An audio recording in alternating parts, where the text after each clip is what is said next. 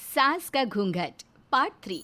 अब तक हमने देखा कि देविका की हालत बहुत नाजुक है, लेकिन घर के आदमी उसे डॉक्टर के पास नहीं जाने दे रहे हैं और जोगिंदर ने घर के मेन गेट पर बहुत बड़ा ताला लगा दिया है। लेकिन देविका की सास विमला पहली बार घूंघट उठाकर समाज के बनाए नियम का उल्लंघन करती है और देविका की जान बचाने की कोशिश में जुट जाती है। मैं भी देखती हूँ मेरी बहू को डॉक्टर के पास जाने से कौन रोकता है।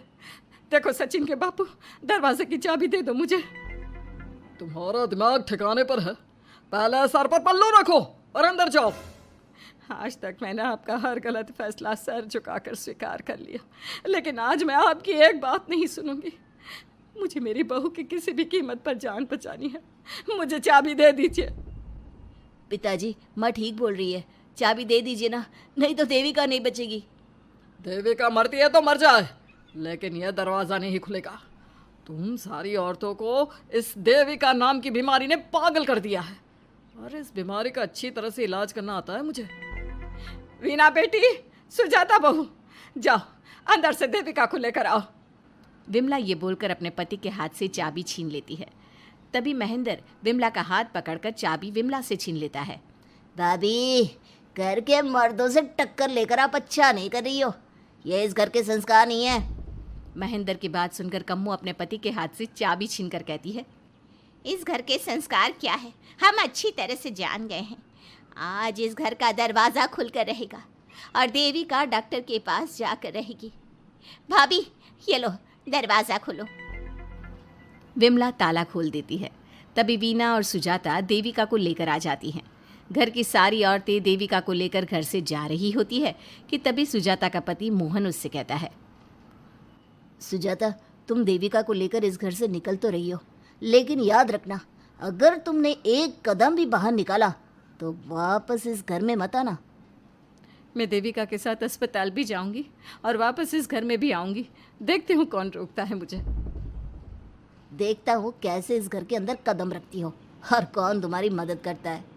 कानून मेरी मदद करेगा और कारट के दरवाजे हर नागरिक के लिए खुले हैं।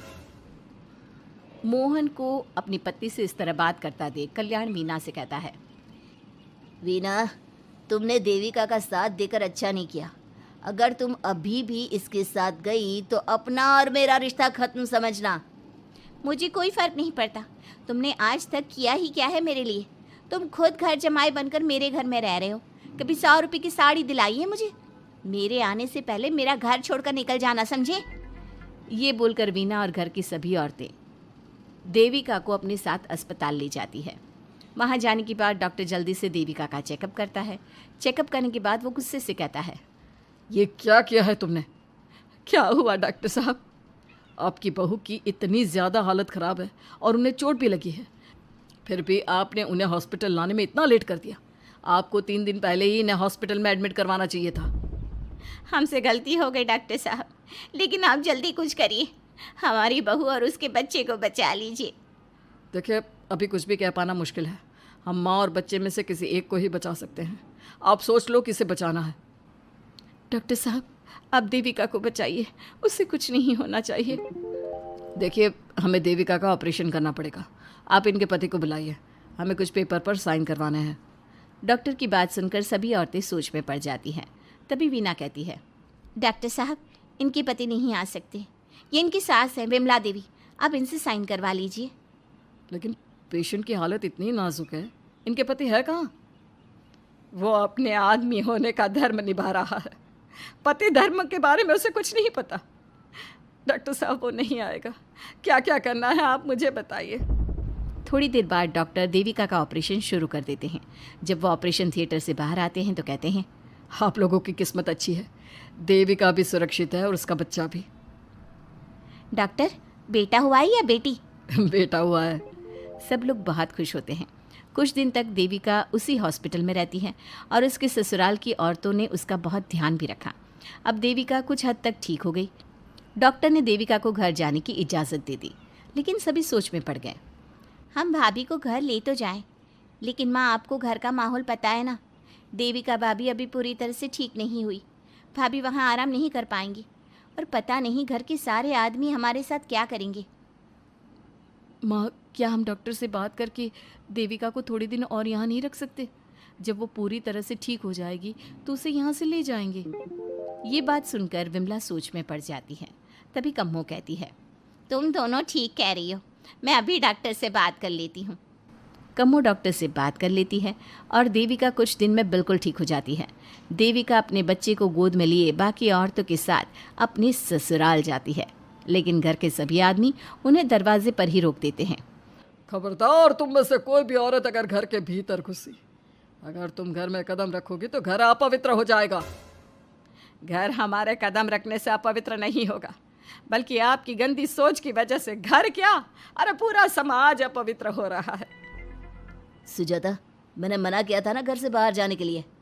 अब एक काम कर, जैसे यहाँ आई है वैसे ही यहाँ से सीधा अपने मायके लौट जा। क्यों जी, क्यों चली जाऊँ मैं अपने मायके? मैं जब तक चाहूँ यहाँ रह सकती हूँ। अगर आपने मुझे इस घर में आने से रोका तो मैं आपकी पुलिस में शिकायत कर दूँगी। वीना, इन सब की तरह तुम्हारा भी दिमाग खराब हो गया है।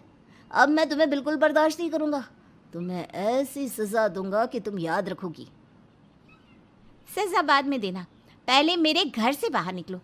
खुद पूरी ज़िंदगी में एक घर नहीं खरीद पाए और मुझे सबक सिखाने की बात बोल रहे हो।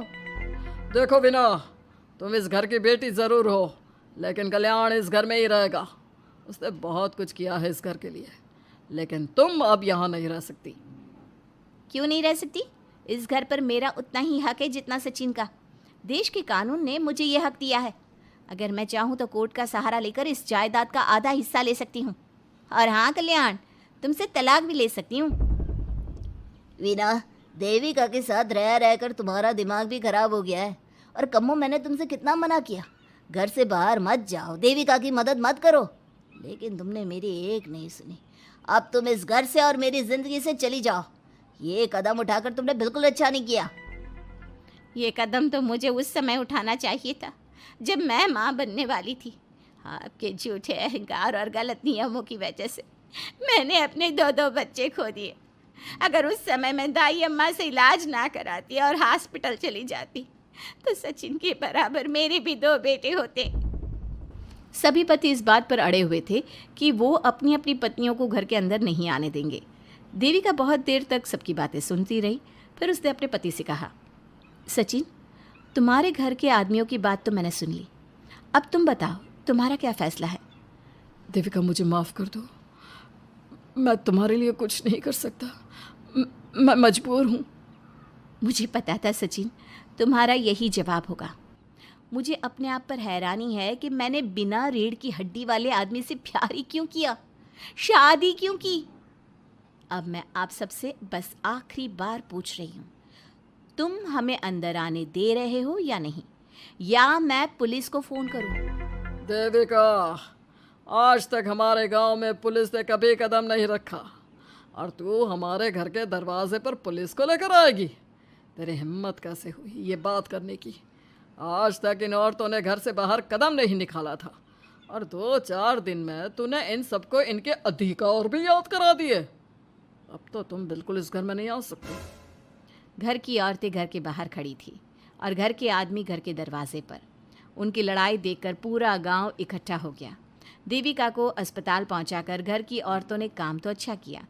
इस काम से देविका और उसके बच्चे की जान भी बच गई, लेकिन इनकी जान बचाने की कीमत घर की औरतों को कैसे चुकानी होगी, इसके लिए आपको आने वाला एपिसोड देखना होगा। और हमारे प्यारे दर्शकों, हमें कमेंट करके ज़रूर बताइए कि देविका के साथ बाकी औरतों को क्या करना चाहिए। क्या उन्हें घर के अंदर जाने के लिए संघर्ष करना चाहिए या फिर वो घर छोड़कर चले जाना चाहिए?